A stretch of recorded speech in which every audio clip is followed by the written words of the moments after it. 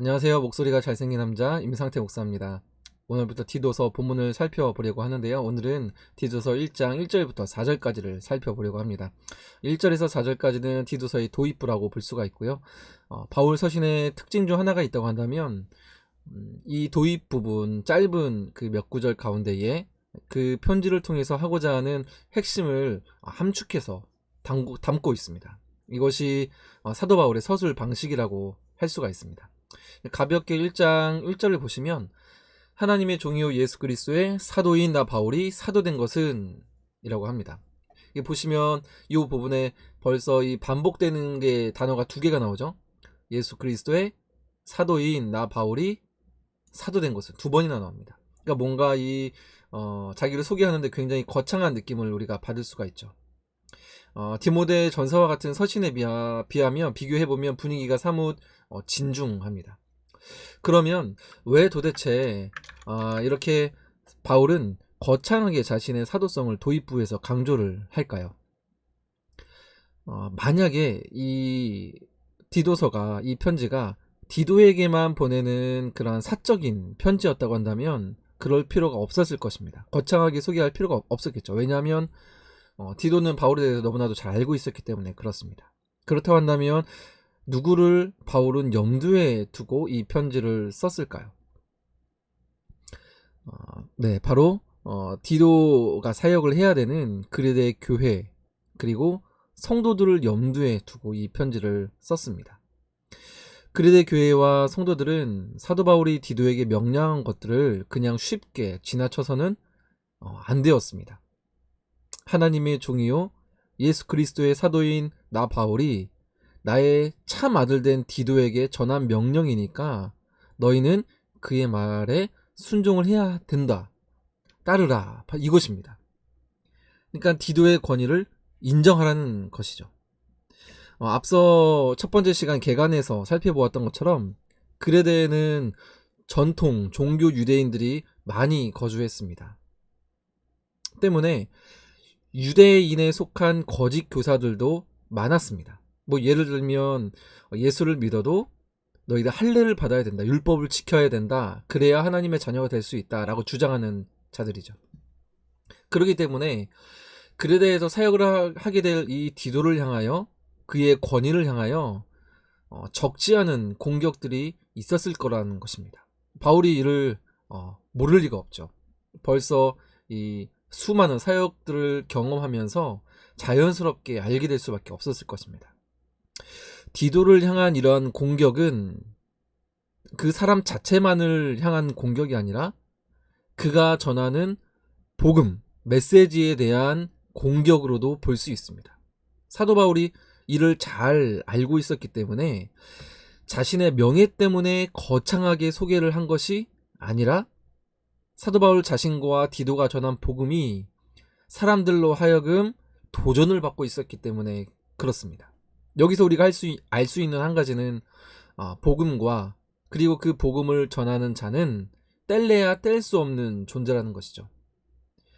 제가 만약에 신뢰를 잃으면 제가 전하는 말도 죽습니다. 그래서 바울은 바른 복음 뿐만 아니라 그 바른 복음을 전하는 전파자 이 둘 다를 동시에 말을 하는 것이라고 볼 수가 있습니다. 자, 그러면 이제 좀 본격적으로 1절부터 시작을 해보려고 하는데요. 먼저 보면 1절을 제가 한번 읽어보겠습니다. 하나님의 종이요 예수 그리스도의 사도인 나 바울이 사도된 것은 하나님이 택하신 자들의 믿음과 경건함에 속한 진리의 지식과 영생의 소망을 위함이라. 네, 2절 상반절까지 여기까지 읽겠습니다. 먼저 보면은 바울은 자기 자신을 두 가지로 소개를 하는 것을 볼 수가 있습니다. 먼저 하나님의 종이요 예수 그리스도의 사도인 이렇게 두 가지로 말을 하죠.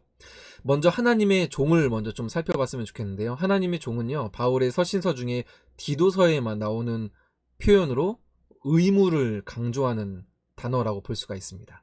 예수 그리스도의 종은 어디서 뭔가 들어본 것 같은데 하나님의 종은 조금 익숙지가 않으시죠? 이 디도서에만 나오는 표현입니다. 이는 아마도 구약의 여호와 하나님과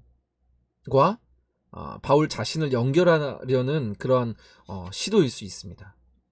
앞에서 설명드렸던 것처럼 그레데의 거짓 교사들은 대부분 유대인입니다. 유대인인 그들에게 여호와 하나님의 종들은 매우 권위가 있는 인물들이었습니다.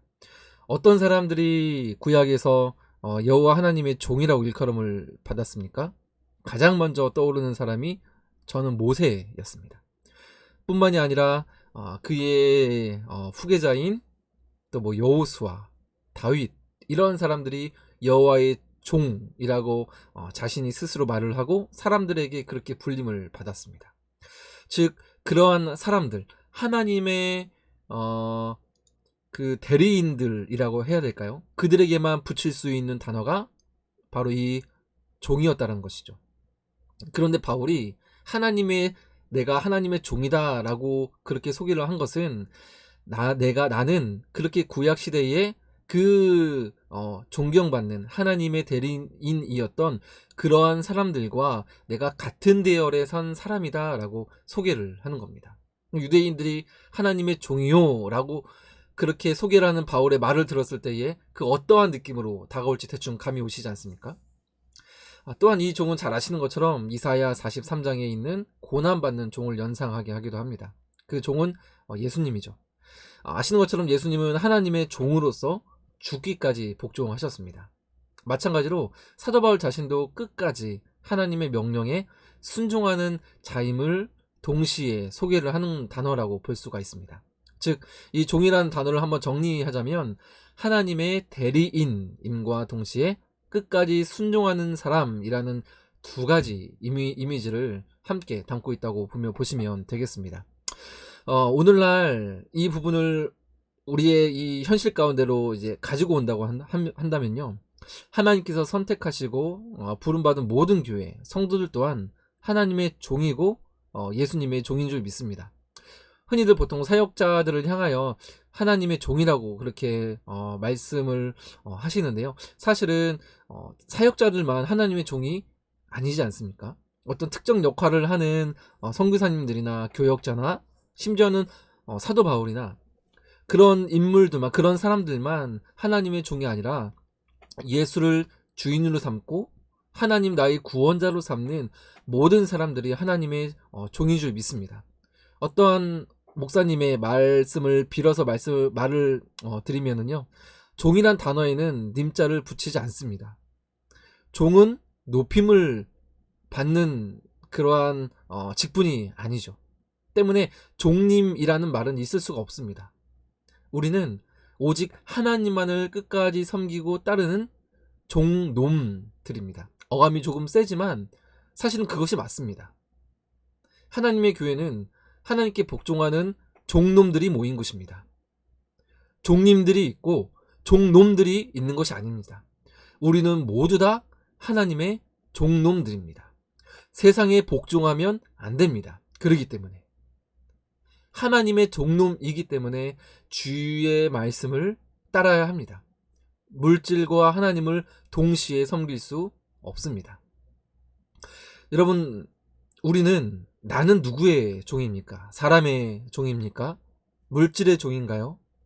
명예와 자존심의 종은 아닌가요? 우리가 진지하게 한번 돌아보았으면 좋겠습니다. 우리 기억했으면 좋겠습니다. 나는 하나님의 종놈이다. 나는 하나님의 종놈이다. 종은 오직 하나님만을 섬긴다. 아멘. 저도 이 강의를 함께 듣는 성도 여러분도 이 사실을 붙들 수 있었으면 좋겠습니다. 여기에서부터 우리 공동체에 내 신앙의 회복이 일어나리라 믿습니다. 자, 두 번째로 살펴본 부분은 이 예수 그리스도의 사도라는 이 부분입니다. 바울은 자신을 소개할 때에 사도라는 단어를 많이 사용합니다. 사도는 예수님의 공식적인 메신저를 뜻한다고 보시면 될 것 같습니다. 즉 예수님의 대리인이 되어서 그의 행하심과 말씀을 전하고 가르치는 사람, 이 사람이 사도인 거죠. 근데 본문에서 이 바울은 사도라는 단어를 통해 자신의 권위를 매우 강조합니다.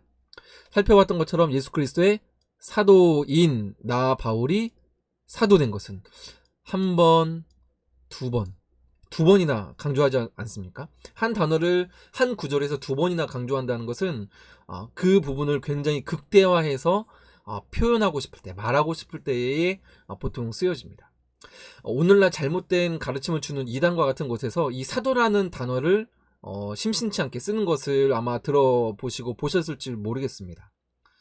예를 들면 어떤 사람이 뭐 예수님의 사도 뭐 13번째 사도다, 14번째 사도다, 이런 식으로 이렇게 어떤 인물의 오늘날 살고 있는 어떤 개인, 특정 개인의 뒤에 사도라는 말을 붙이는 것이죠.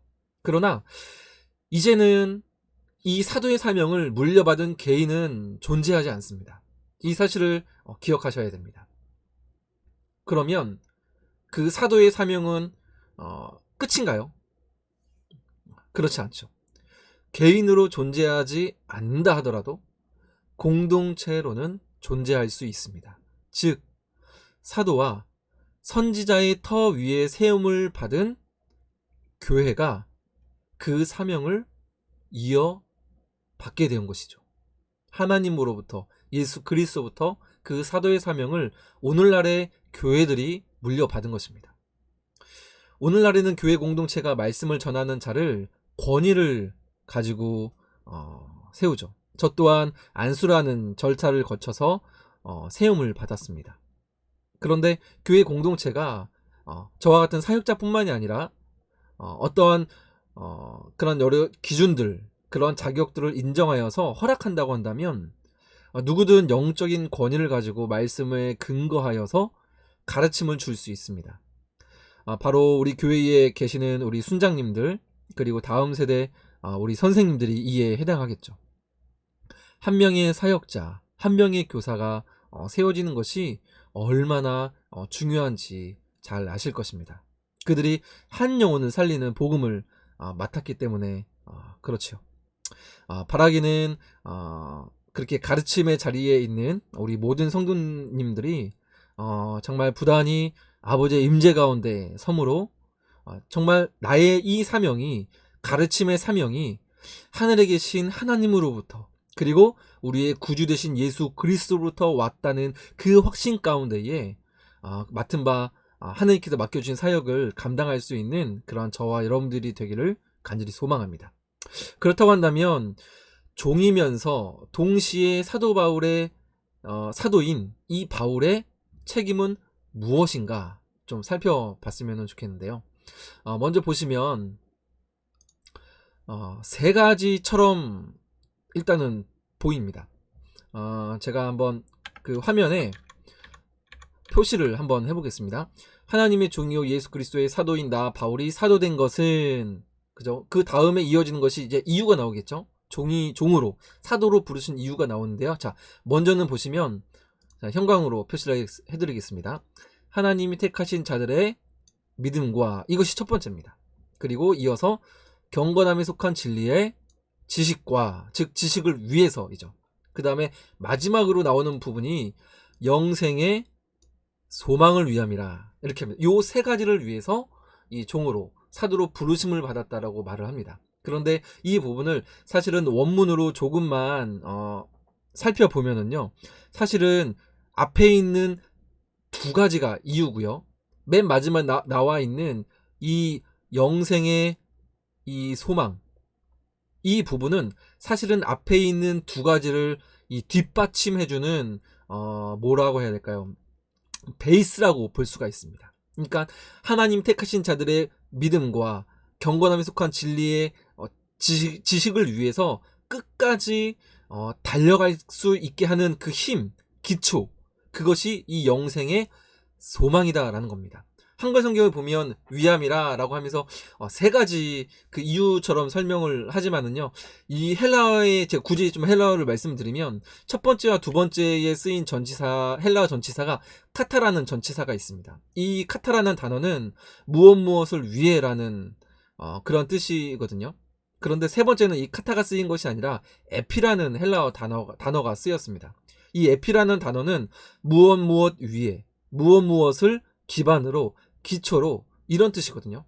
그렇기 때문에 앞에 있는 두 가지가 종으로, 사도로 부름을 받은 그 이유이고, 그 두 가지를 가능케 할 수 있는 그 기초가 되는 힘, 이것이 영생의 소망이다. 이렇게 이해를 하시면 되겠습니다.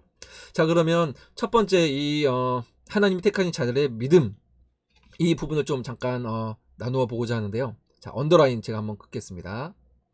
이 부분입니다. 하나님이 택하신 자들의 믿음, 이 부분입니다. 이는 두 가지 의미로 먼저 볼 수가 있는데요. 먼저는 믿음이 아직 없는 자들이 하나님이 선물인 믿음을 갖도록 뭐 말씀을 전하고 가르치고 하는 부분들이라고 볼 수가 있고요. 두 번째 의미는 이미 믿음이 있는 자들이 믿음이 더 장성하도록, 성장하도록 돕는 것이다 라고 볼 수가 있습니다. 이 두 가지 의미가 있는 거죠. 그런데 제가 방금 말씀드린 이 두 가지의 공통점이 있다고 한다면 믿음입니다. 믿음이 아직 없는 자들에게 믿음을 주기 위해, 또 믿음이 이미 있는 자들의 믿음이 더 장성하도록, 믿음이 둘 다 들어가지 않습니까? 여러분, 그러면 믿음은 어떻게 생깁니까? 우리가 믿습니다 해서 생기는 것이 아니죠. 전적인 하나님의 은혜가 우리에게 주신 하나님의 말씀, 자기의 말씀, 당신의 말씀을 통하여 그 말씀을 우리가 들음으로 생기는 것이 믿음입니다.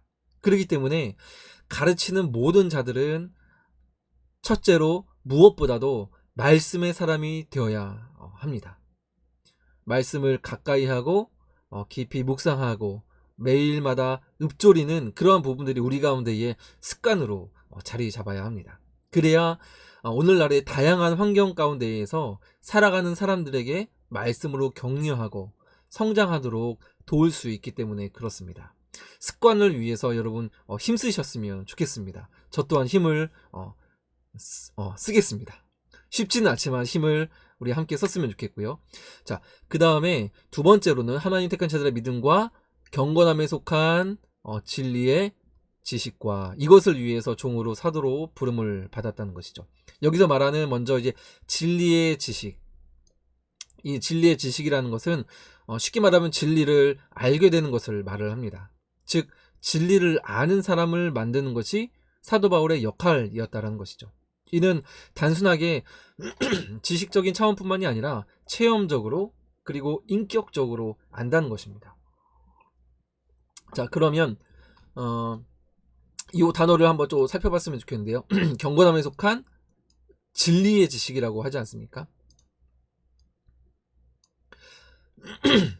죄송합니다. 자, 진리의 지식이라고 합니다. 그런데 이 부분, 그러면 진리는 여러분 무엇입니까? 진리 하면은 가장 그 유명한 말씀이 요한복음에 있는 말씀이죠. 내가 곧 길이요 진리요 생명이니 라고 말씀하십니다. 즉 진리를 안다는 것은 예수 그리스도를 알게 되는 것이고, 그를 만나는 것이 진리를 만나게 되는 것이고, 그로 말미암아 우리가 영생의 길을 알게 되는 것입니다. 그런데 바울은 특별히 이 진리를 경건함에 속한 진리라고 말을 합니다. 원문을 보면은요, 경건함에 속한이라고 번역하는 번역보다도 사실은 속하다기보다는 기준으로, 표준으로 이 단어가, 이 의미가 더 어울립니다. 그래서 제가 다시 한번 경건함에 속한 진리의 지식과 요 부분을 재번역을 한번 해드리면은요, 이렇게 할 수가 있어요.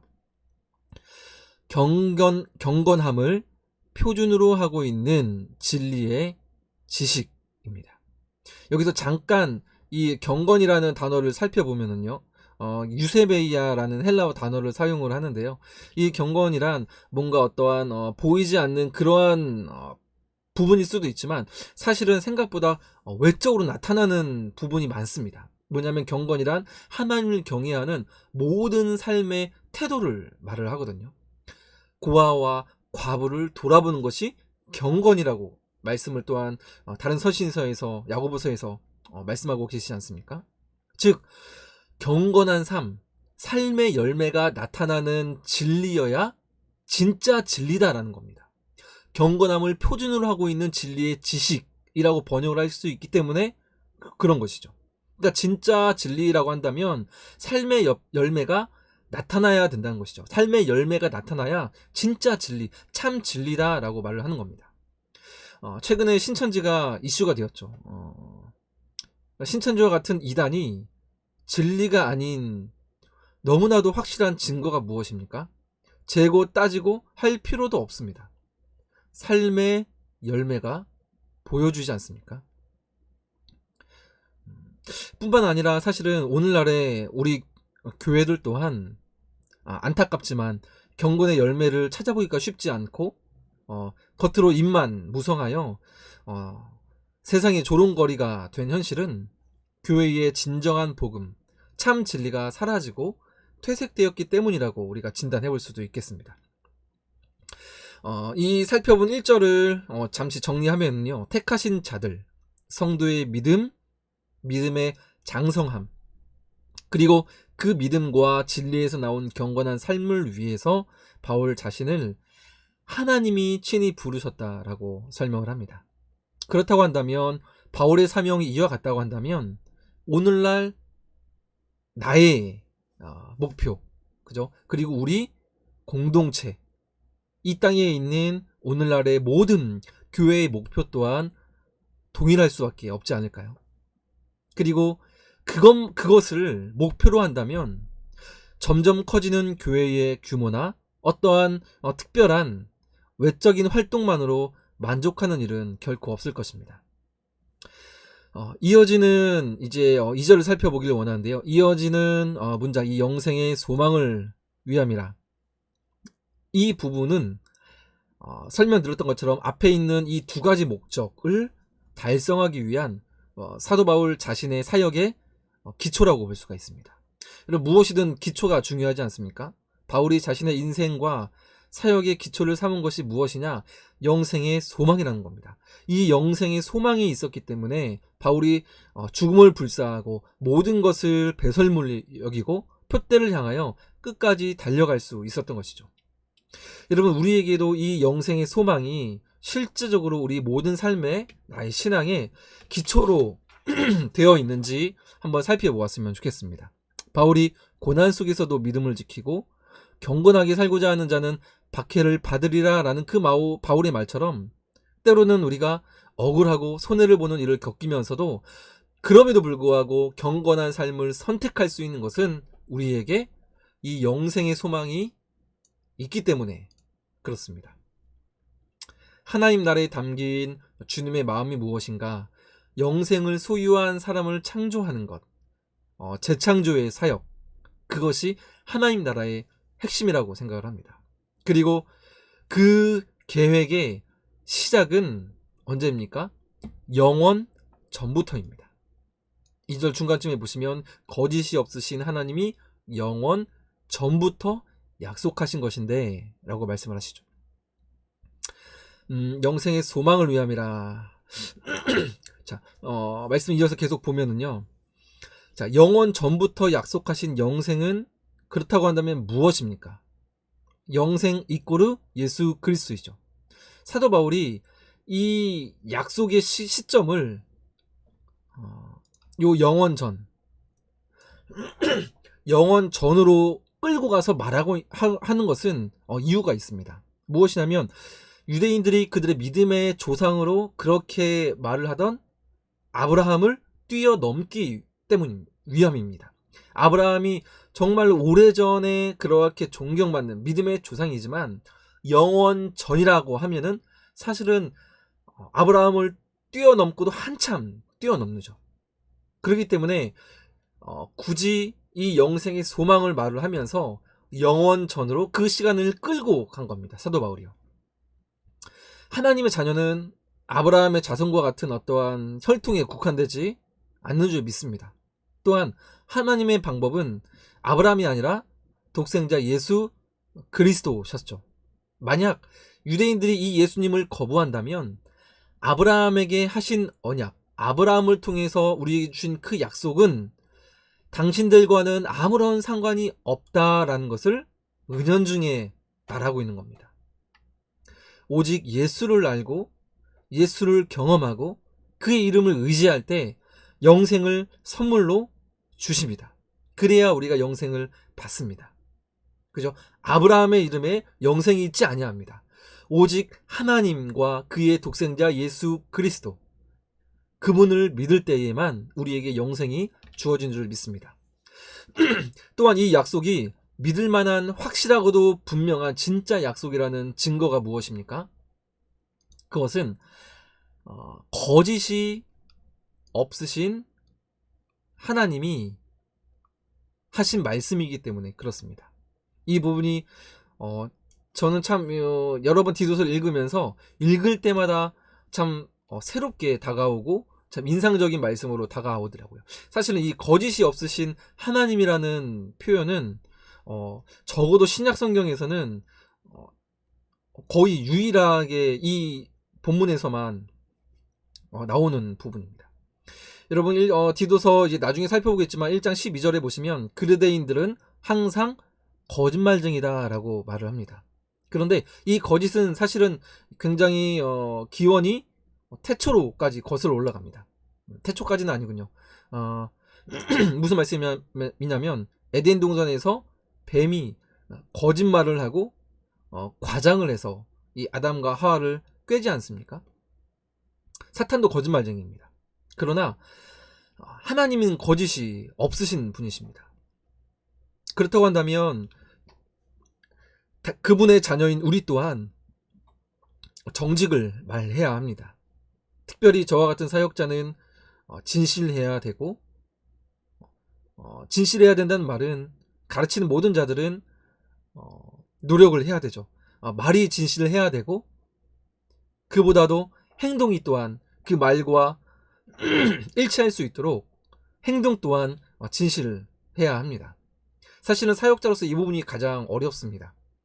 그렇게 말을 하면서도 그렇게 잘 그런 삶을 살아가기가 참 버거운, 때로는 살지 못했을 때에 찾아오는 자괴감이라고 해야 될까요? 그 부분이 참 마음 가운데 짐이 됨을 솔직하게 말씀을 드리고 싶기도 합니다. 그럼에도 불구하고 성도인 우리는, 특별히 가르치는 자들에 계신 우리 성도님들은 그럼에도 불구하고 진실을 말을 하고 정직이 편에 서고 또한 그 말에 따르는 진실된 행동을 할 수 있도록 우리가 마지막까지 달릴 수 있었으면 좋겠습니다. 우리가 결코 세상의 말이나 사람들이 듣고 싶어하는 말을 섞어서 복음을 변질시켜서는 결코 안 됩니다.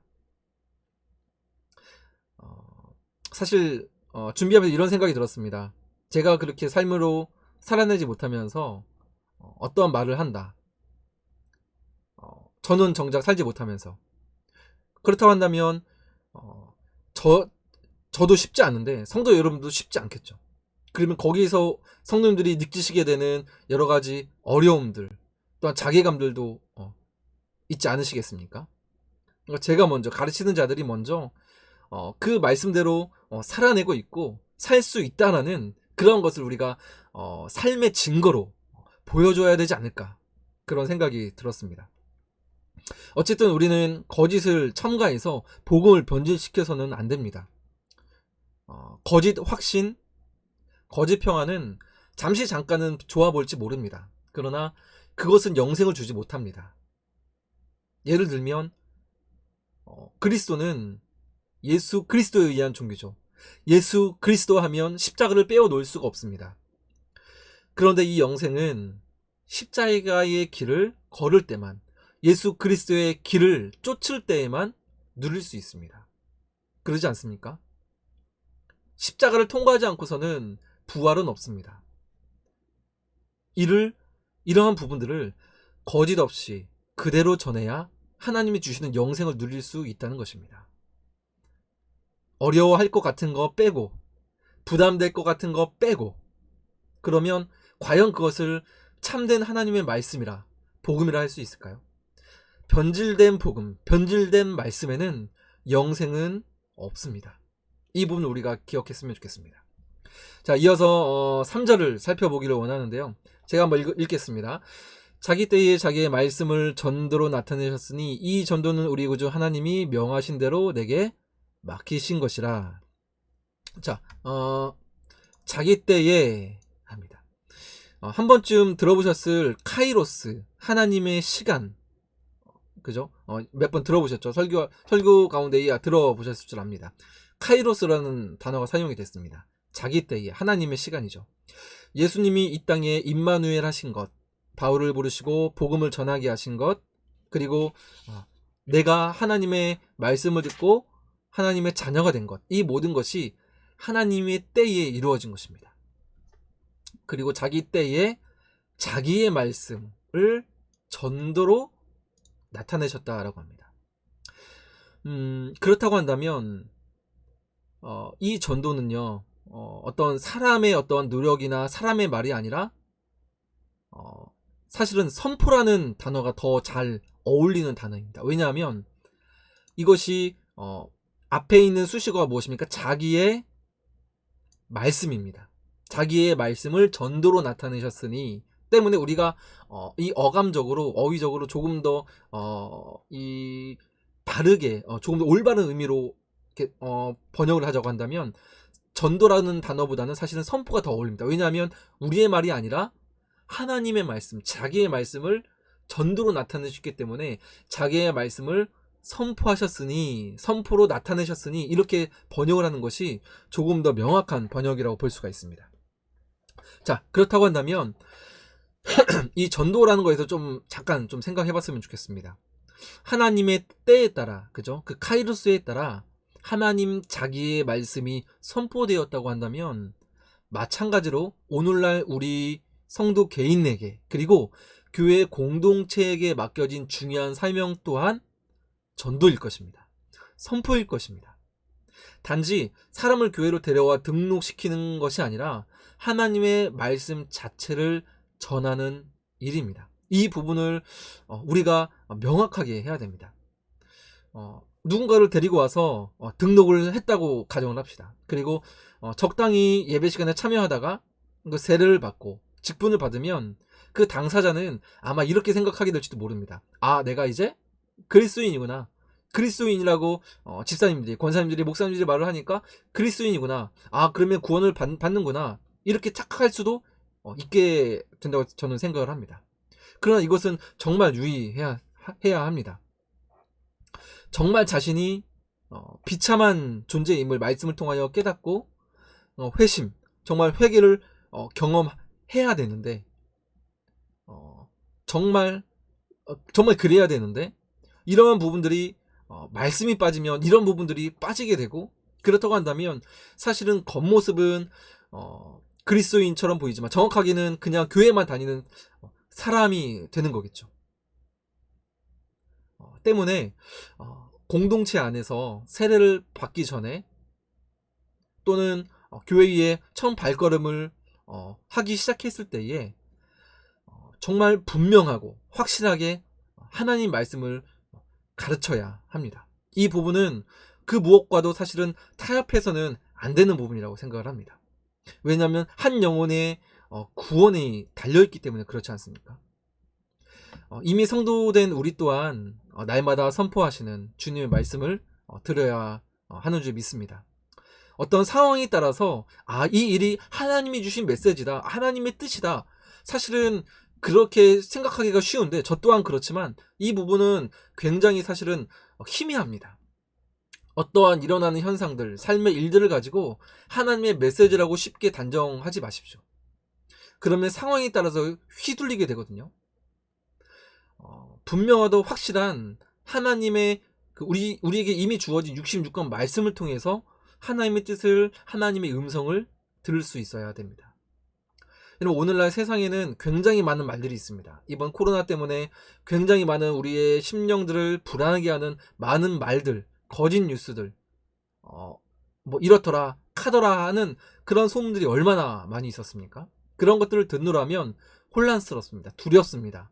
그렇다고 한다면 그러한 혼란의 시기 가운데에 말들이 무성한 가운데에 우리 성도는 어떻게 살아갈 수 있습니까? 간단합니다. 하나님의 말씀을 세상의 말보다 더 들으면 됩니다. 더 배우면 됩니다. 집중하면 됩니다. 바라긴 이 부분에 우리가 힘쓰기를 소망합니다. 자, 이어지는 본문을 보면은요, 이 전도는 우리 구주 하나님이 명하신 대로 내게 맡기신 것이다 라고 말합니다. 명하신 대로 맡기신 것이다. 명하신 대로 맡기신 것. 하나님이 바울에게 맡기신 거죠. 그렇다고 한다면 이렇게 해석을 할 수가 있습니다. 말씀은 누가 전해야 됩니까? 하나님이 맡기신 사람, 하나님이 부르신 사람이 전해야 됩니다. 또한 말씀은 자기의 말씀이기 때문에, 하나님 자신의 말씀이기 때문에 나의 이야기가 아니라 하나님의 이야기를 전해야 되죠. 그리고 하나님이 전하라고 하시는 방법, 전도의 방법, 선포의 방법을 따라 전해야 됩니다. 여러 가지 많은 그러한 복음을 위한 여러 가지 많은 방법들, 뭐 그런 부분들을 고민해야 되지만, 가장 기본적이면서도 가장 확실한 하나님의 방법은요, 전도의 방법입니다. 말씀 자체를 전하는 선포의 방법입니다. 그럴 때 택하신 자의 영생을 주시는 하나님의 역사가 이루어지기 때문에 그렇습니다. 네, 이제 마지막 4절인데요. 4절 제가 한번 읽어보겠습니다. 같은 믿음을 따라 나의 참 아들 된 디도에게 편지하노니 하나님 아버지와 그리스도 예수 우리 구주로부터 은혜와 평강이 너에게 있을지어다. 아멘. 이제 소개하고 인사하는 부분이 이제 마무리 느낌이 나시죠? 앞에서 살펴보았던 것처럼 바울은 자신의 사명과 권위가 하나님으로부터 왔음을 일목요연하게 소개를 합니다. 그리고 나서 바로 디도를 소개를 하죠. 자, 보시면 같은 믿음을 따라 라고 이렇게 먼저 설명을 합니다. 이는 무엇을 말을 합니까?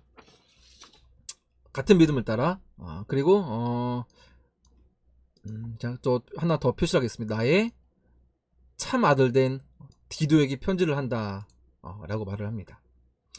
즉 이 부분은 바울 자신이 하나님으로부터 부여받은 그 사명과 권위, 앞에서 그렇게 거창하게 소개했던, 그죠? 사도라는 단어가 2번이 나오고 했던 그 사명과 권위가 같은 이 믿음이요, 참 아들 된 디도에게도 있다라는 것을 말을 한 겁니다. 그런데 참 아들, 이 부분도 참 아들, 저도 참 읽으면서도 참이라는 걸 붙여서 굉장히 진짜라는 것을 강조하고 싶었구나 라는 그런 생각이 들었는데요. 여러분, 참 아들이 있다고 한다면 거짓 아들도 있지 않을까요? 아마도 그레데뿐만 아니라 이곳저곳에서 이 사도 바울의 뒤를 잇는다 하면서 거짓 복음을 가르치는 자들이 있었을 겁니다. 제가 예전에 순복음교회에 결혼식이 있어가지고 이제 아는 전도사님 결혼식이 있어서 갔었거든요. 근데 예배당에 딱 들어가는데 저는 조용기 목사님께서 이 주례를 보시는 줄 알았습니다. 말씀을 전하시는 줄 알았습니다. 그런데 조금 있다가 가까이서 보니까 조용기 목사님이 아니시더라고요. 순복음교회의 부목사님이셨는데 어찌나 이 조용기 목사님과 이 말투와 억양과 단어가 똑같은지 모르겠어요. 뭐 예수 그리스도의 이름으로 축복합니다 하면서 네, 좀 비슷했나요? 하면서 하는데 굉장히 비슷하더라고요. 참 그게 참 기억이 났습니다. 그런데 바울이 당시에도 굉장히 이곳저곳 돌아다니면서 복음 사역을 했기 때문에 바울의 이름이 자자했죠. 그래서 고린도 전서에도 보면 바울파다, 뭐 게바파다 하면서 막 또 그 공동체 안에서도 편을 가르고 막 나누고 싸우고 그러지 않습니까?